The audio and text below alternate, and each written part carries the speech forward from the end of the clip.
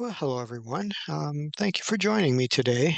This is our weekend edition of Hebrew Word Study. And I haven't done one for a while, just because the summer seems to have been a little busy. But the events of the past couple days gave me some inspiration and caused me to um, look into some words that I had only superficially looked at before. And so um, the phrase that triggered all of this is maybe a phrase you have been using a lot in the past few days, and it's just goes, "What in the world?" What in the world? And I'll let you fill in the rest of that because each of you are maybe have a different take on what you are relating to, but it doesn't matter which way you're looking at it. It kind of all comes back the same way. What in the world? And so, to teach you a little bit of Hebrew, if you look at the screen here, you'll see, just went to Google Translate, just to give you a better understanding of what the spelling looks like. But over here on the right side, what in the world in Hebrew is ma ba'olam? And the word ma is the word for what. Beit here, the beit is a preposition meaning in, and then olam, you may be familiar with, is just the word for time, eternity, current events, the world, the universe. It kind of fits in that realm, which is a little bit different in Hebrew, but in English, when we say what in the world, you know, the meaning is pretty much the same. But what started me down the rabbit hole, if you will, for this study is the word ma, and it's translated here as what. And so, looking to the book of Genesis, we see the first time that word ma is used is here in Genesis chapter 2, verse 19. And it's describes that when Adam was created, God brought all the animals to him and to see what or ma um, yikra, what he would call them, ma yikra. And so this word ma, if we open it up here by clicking on the hyperlink, H4100. We see again it's mem with a hey with a comments underneath gives it that a sound of ma. And again, Hebrew is a very rich language and a very poor language, if you will. It's word poor, meaning there's about 7,500 words that are comprising biblical or classical Hebrew. And so words will have many different meanings. So they're rich in one way in that there's many different meanings, but poor in a way that it's not narrowed down as precisely like English, which has close to a 500,000 words. So in English, the word what is very clear. There's not a lot of ambiguity around it. But in Hebrew, it's not that way. And so here we see the many different ways that ma can be translated. And the one that catches our eye, of course, is the word for what. And it's translated in the Hebrew Bible as 405 times, just a huge amount of times. And so I found that very interesting because to say use the phraseology what, you are making a statement. You are trying to get an understanding across. In communication, it's somewhat the basic level of communication. I'm telling you something, you're telling me something, and we can use the word what to describe things that we're talking about. But I'm going to show you just something that stuck out to me is that this word, as beautiful as it is, and how often it's used in the Hebrew Bible, 405 times, is used to tell something, to teach something.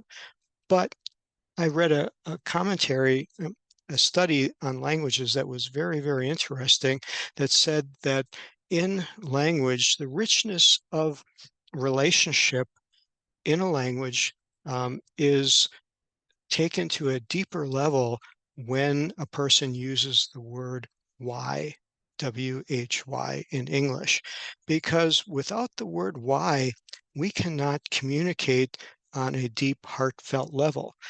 The word why gives us an ability to find out what the other person is thinking, to be able to share deeper thoughts than what would be given if you didn't use the word why, but only use the word what and said what you were thinking, what you were doing, what you believe, fill in the blanks after the word what. The word why is what allows relationships to build. And when he pointed this out, it just struck me because I never gave it a thought that if you're having a conversation and you're both doing the what's, it's only when someone asks why that you can find out the reason for the what. And I'm not sure where I'm going with all this lesson, but it felt like it had relevance for the things that are happening in our world today. And right away, my mind went to Psalm chapter 2, verse 1, and it says, Lama um, Ragishu Goyim. Some Bibles, like the King James, will translate Goyim as heathen. I believe it's more precisely translated as nations. The reason they would translate it as heathen is because in the context that it was written to the Jewish nation who were the only ones serving God. Everyone else was a heathen nation. So that's the differentiation there is that as this was written, but it's better interpreted as nations because there are times when even in the Hebrew text, the land of Israel is referred to as a ger or a goy. Sometimes of the nations are goyim. But what struck me here as I read this, and of course, this is very relevant. Doesn't take much to make your mind go in directions of trying to think of, is this what's applicable in our day and current state of affairs? But I noticed the word lama, and this was translated as why. But what was interesting here is the Strong's um, concordance number of 4100 is the same as what it was for what. And that's where I noticed here that Hebrew does not have so much a dedicated word for why like English does, but it uses a compound word. It puts a preposition such as a lamed on the front of the mem and the hey, and so it's really saying to what or for what, because the Lamed preposition can mean to or for. So you put to what or for what in front of it. Obviously, we understand that as meaning why. To what are you doing this? For what are you doing this? Brings you into that level of why. And I just thought it was interesting that Hebrew did not have a separate word for it, but uses a compound word, if you will, to bring you there. So from that point, noticing that the word what is used over 400 times in the Hebrew Bible, I wanted to do a little search to see how the word why was used and so in Hebrew I started doing some research and found that in the first time the word why is used is by God himself in talking to Cain in Genesis chapter 4 verse 6 where he wants to know what happened to Abel and it all started coming just making sense to me as to this word why being so important. And here God was using it to drill down, to go to a deeper level of understanding with Cain. So with that, I started looking a little deeper, saying, okay, Moses, he's only noted to have asked God why 3 times, which I thought was kind of interesting. Um, Moses obviously had a very close relationship with God. Well, what about David, the psalmist? He is said to be a man after God's own heart. He uses the word why 13 times. This might be a little bit of a clue as to wanting to get into a closer relationship because he asked God why 13 times. These are direct times where David asked God why.